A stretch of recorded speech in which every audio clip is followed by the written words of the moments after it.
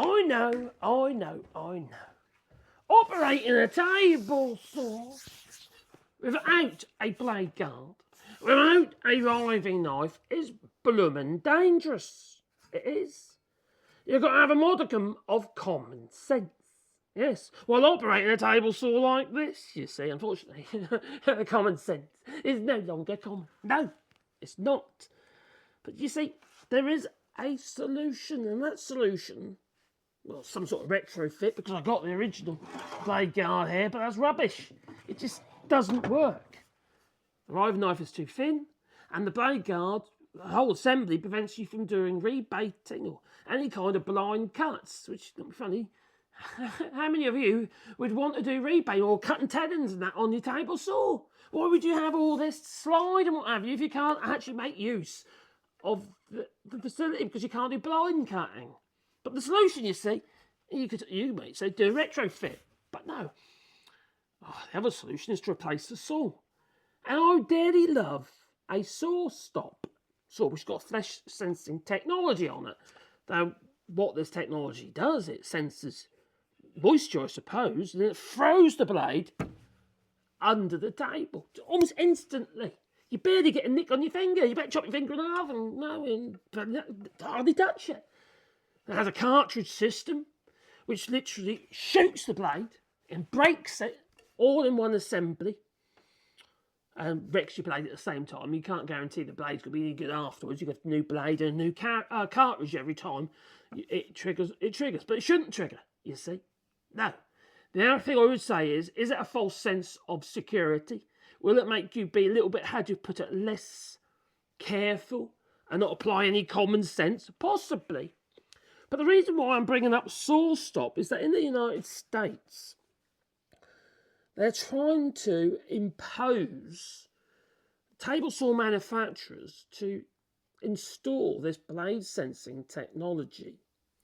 Now, SawStop, who has the patent for this technology, recently took Bosch to court for basically having a similar kind of flesh sensing technology, and then they withdraw their saws from the market.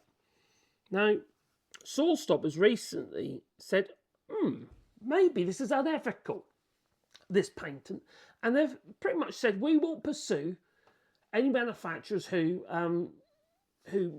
build saws with this technology on. They said we won't pursue or take them to court, like they did Bosch.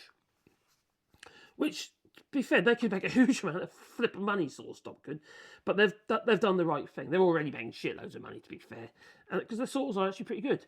But the problem I see is, you see, for newcomers into woodworking, who can afford a SawStop type saw?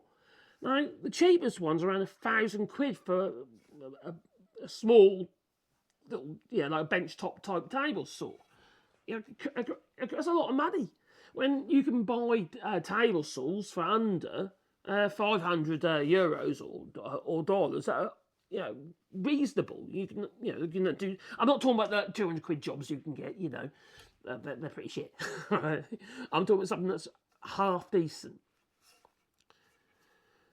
They're going to have the SawStop technology because the United States is trying to impose it on all manufacturers. And I can see it happening.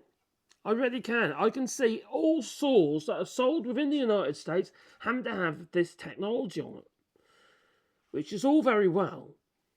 But let's say, for instance, you just managed to scrape all your money together to buy one of the SawStop, your flesh sensing technology saws, and then for whatever reason, you spit on it or something stupid. I don't know if that's even possible.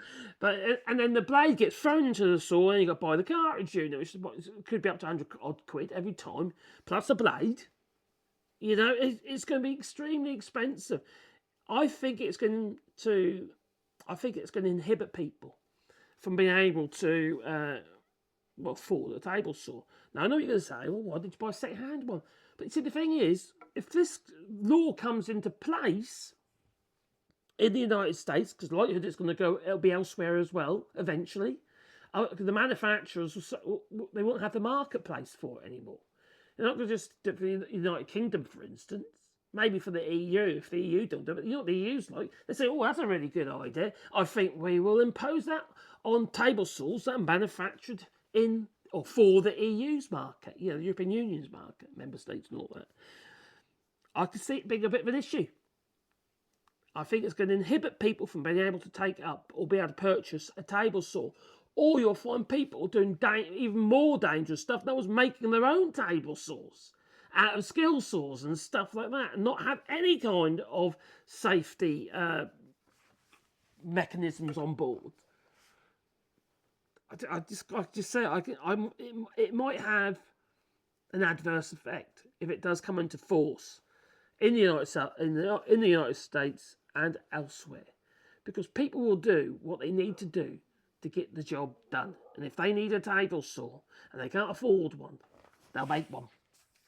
That's what I reckon. What do you say? Leave it in the comments down below. Toodaloo.